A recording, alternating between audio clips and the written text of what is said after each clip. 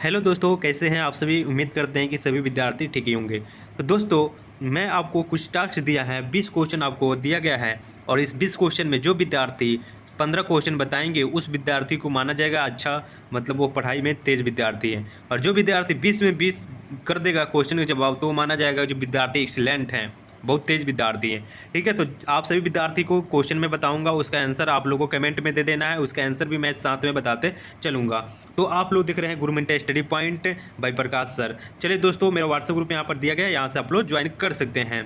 जो विद्यार्थी अभी तक मेरे व्हाट्सएप ग्रुप में नहीं ज्वाइन किए हैं तो यहाँ से आकर आप लोग ज्वाइन कर सकते हैं। तो दोस्तों, यहाँ पर आप लोग देख सकते हैं पहला नंबर क्वेश्चन यहाँ पर दे दिया गया है और सभी विद्यार्थी को यहाँ पर बताने हैं। चलिए, क्वेश्चन क्या है तो देख सकते हैं आप लोग। पहला नंबर क्वेश्चन है, प्रकाश की किरण गमन करती है। ये क्वेश्चन जो है आपके एग्जाम में पीछा नहीं छोड़ने वाला है। कोई भी तैयारी कर रहे हैं, 10th क्लास 12th क्लास या फिर जनरल कॉम्पिटिशन कोई भी तैयारी कर रहे हैं, इस प्रकार के क्वेश्चन आपको पीछा छोड़ने वाला नहीं है।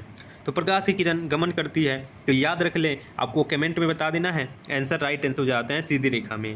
पहला का right answer option number A हो जाएंगे। चलिए, 2 नंबर क्वेश्चन का बताना है, प्रकाश का वेग न्यूनतम होता है।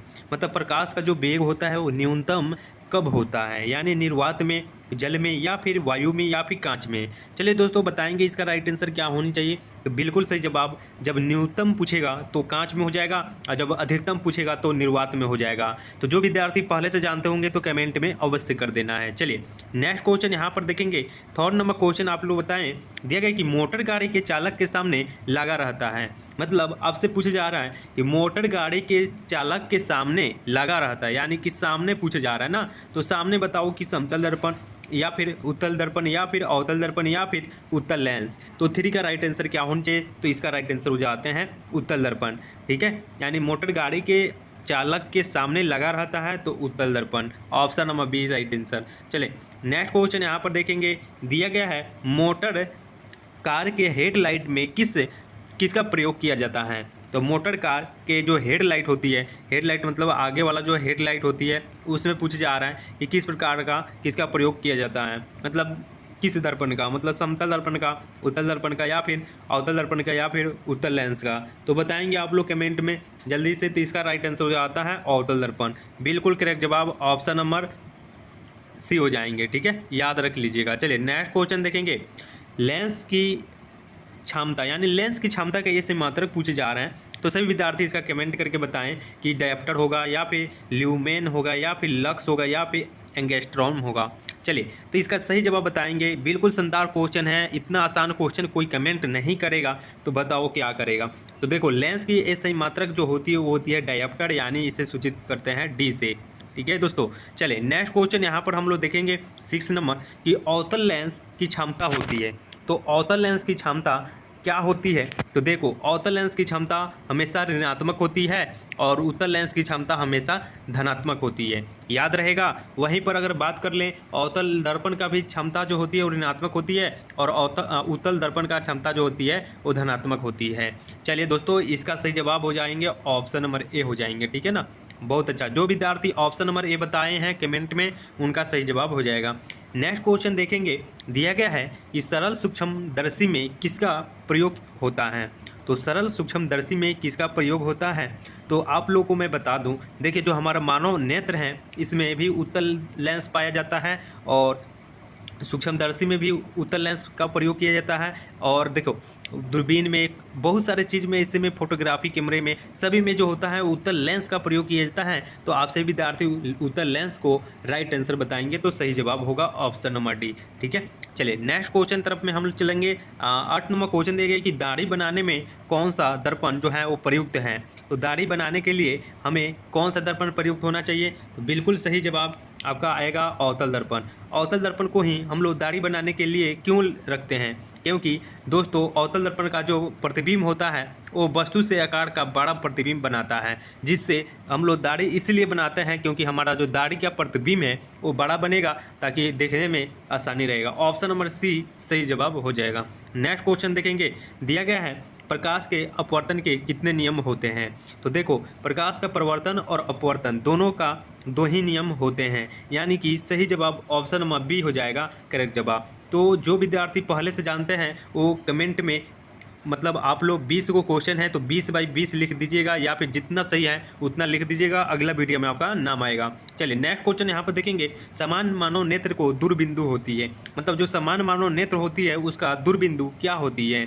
तो देखो समान मानव नेत्र के लिए स्पर्श बिंदु होती है 25 सेंटीमीटर, लेकिन यहाँ पर दूरबिंदु पूछे जा रहा है तो अनंत होती है। ठीक है ना बाबू, चलिए अनंत आप लोगों का राइट आंसर हो जाएगा। देखिए अगर आपसे एग्जाम में पूछेगा कि समान मानव नेत्र के लिए निकट बिंदु तो 25 सेंटीमीटर होगी निकट बिंदु। अगर आपसे पूछेगा दूरबिंदु तो दूरबिंदु हमेशा मानव नेत्र का दूरबिंदु जो होती है वो अनंत होती है।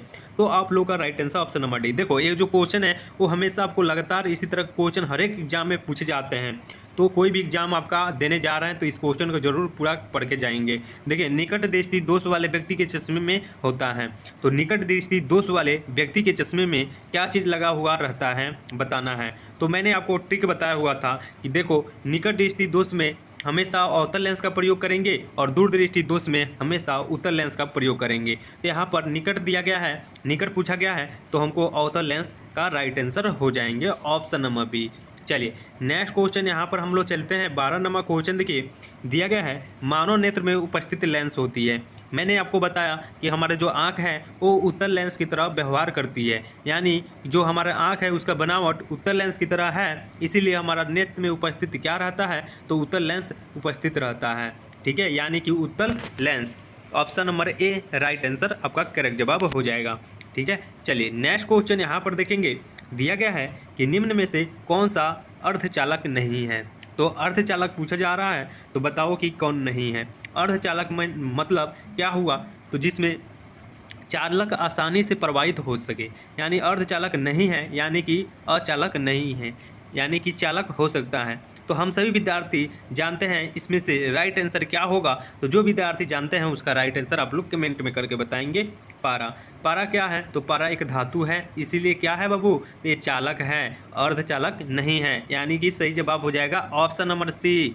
अगर वहीं पर पूछा जाएगा आपको कि कमरे के तापमान पर कौन द्रव की अवस्था में पाया जाता है तो हो जाएगा पारा। अगर आपसे पूछा जाएगा कि कमरे के तापमान पर कौन अधातु जो द्रव की अवस्था में पाया जाता है तो हो जाता है ब्रोमीन। ठीक है ना बाबू, सभी चीज़ में आपको बताएंगे, एक भी क्वेश्चन आपको नहीं छूटेगा एग्जाम में, पूरा पूरा क्वेश्चन देंगे आप लोग। देखिए दिया गया है कि वोल्ट पर एम्पियर प्रदर्शित करता है, यानी जो वोल्ट पर एम्पियर होता है वो क्या चीज़ प्रदर्शित करता है, V/एम्पियर, यानी किस चीज़ के बराबर होता है। तो सभी विद्यार्थी का राइट आंसर हो जाएगा ओम, यानी ओम बराबर हो जाता है V/एम्पियर ए। ठीक है ना, इसका सही जवाब ऑप्शन नंबर सी हो जाएंगे बाबू। ठीक है ना, चलिए नेक्स्ट क्वेश्चन यहाँ पर देखेंगे। दिया गया है कि विद्युत प्रतिरोध का मात्रक होती है। तो विद्युत प्रतिरोध यानी प्रतिरोध को हम लोग सूचित करते हैं ओम से, यानी कि प्रतिरोध का ऐसे मात्रक ओम हो गया। अगर एम्पियर का ऐसे मात्रक क्या होता है, ठीक है, तो विद्युत धारा का ऐसे मात्रक एम्पियर होता है। ठीक है ना, चलिए बहुत अच्छा, यानी ऑप्शन नंबर इसका क्या होगा सी राइट आंसर हो जाएंगे। चलिए नेक्स्ट क्वेश्चन देखो, दिया गया है कि विद्युत धारा का मात्रक क्या होता है। तो अभी अभी बताया मैंने, कमेंट कर दो, लास्ट में आपको बताना है कि आप कितना जानते थे। चलिए इसका सही जवाब हो जाएगा ऑप्शन नंबर डी, यानी एम्पियर। बिल्कुल सही जवाब हो जाएगा एम्पियर। ठीक है, चलिए नेक्स्ट क्वेश्चन यहाँ पर देखो दिया गया है, यहाँ पर ध्यान से पढ़िएगा, काफ़ी शानदार क्वेश्चन दिया गया है कि 1, 2 और 3 ओम के 3 प्रतिरोधकों को अगर हम लोग श्रेणी क्रम में जोड़ देते हैं तो इसका समतुल्य प्रतिरोध क्या होगा। तो देखो अगर बात यहाँ पर आती है श्रेणी क्रम में जोड़ना तो आपको सिंपली से जोड़ देना है, जितना दिया रहेगा प्रतिरोध का मान, यानी जितना ओम दिया रहेगा उस सभी को जोड़ देना है। यानी लिखना है R1 + R2 + R3, यानी कि R1 कितना है तो 1 है तो 1 ओम है, और R2 कितना है तो 2 ओम है, प्लस R3 कितना है तो 3 ओम है, और तीनों को जोड़ देना है। 1 और 2 कितना हो जाएगा तो 3 और 3 6 ओम हो जाएगा। यानी कि हमारा आंसर क्या आ जाएगा समतुल्य प्रतिरोध, यानी श्रेणी क्रम में जोड़ने पर कितना ओम हो रहा है तो 6 ओम, यानी कि करेक्ट जवाब होगा ऑप्शन नंबर डी। जो भी विद्यार्थी पहले से जानते हैं तो वीडियो को लाइक करें, सब्सक्राइब करें, और इसी तरह का वीडियो देखने के लिए हमारे चैनल से जुड़ जाएं और हमारा फैमिली बन जाएं। चलिए यहाँ पर देखिए दिया गया है कि विभवांतर का सही मात्रक क्या होता है। तो देखिए मैंने आपको बताया कि विभव और विभवांतर का सही मात्रक सेम ही होता है। क्या होता है तो वोल्ट होता है। ठीक है, तो विभव आए या फिर विभवांतर हैं, दोनों का जो एसआई मात्रक होती है वो वोल्ट ही होती है। ठीक है, याद रहेगा। ऊर्जा का एसआई मात्रक जूल होती है, प्रतिरोध का एसआई मात्रक ओम होती है, विद्युत धारा का एसआई मात्रक एम्पियर होती है। ठीक है, चलिए अब विद्युत शक्ति का ऐसे मात्रक वाट होती है। ठीक है ना, सभी को आप लोग याद रखते चलो बाबू। चलो नेक्स्ट क्वेश्चन यहाँ पर देखोगे, विभव का ऐसे मात्रक क्या होती है। तो अभी अभी मैंने बताया आप सभी को, यानी कि विभवांतर हो या फिर विभव हो, दोनों का ऐसे मात्रक वोल्ट ही होती है। या फिर विभवांतर हो, विभव हो, या फिर विद्युत वाहक सेल का ऐसा मात्रक भी वोल्ट ही होता है। तो सभी चीज़ आप लोग को याद कर लेना है। चलिए, तो इसका बिल्कुल सही जवाब हो जाएगा ऑप्शन नंबर बी। चलिए नेक्स्ट क्वेश्चन यहाँ पर देखो, दिया गया है कि 100 वाट और 220 वोल्ट के विद्युत बल के तंतु का प्रतिरोध क्या होगा। तो इस किस फार्मूला से बनेगा।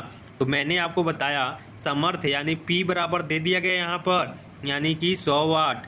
ठीक है, और आपसे पूछा क्या जा रहा है, तो यानी जो सामर्थ्य होता है ना बाबू, चलो सामर्थ्य यानी कि P बराबर होता है, P बराबर कितना दिया गया है, तो 100 वाट दे दिया गया है। और कितना वोल्ट है यहाँ पर दिया गया है, तो V बराबर 220 वोल्ट यहाँ पर दे दिया गया है।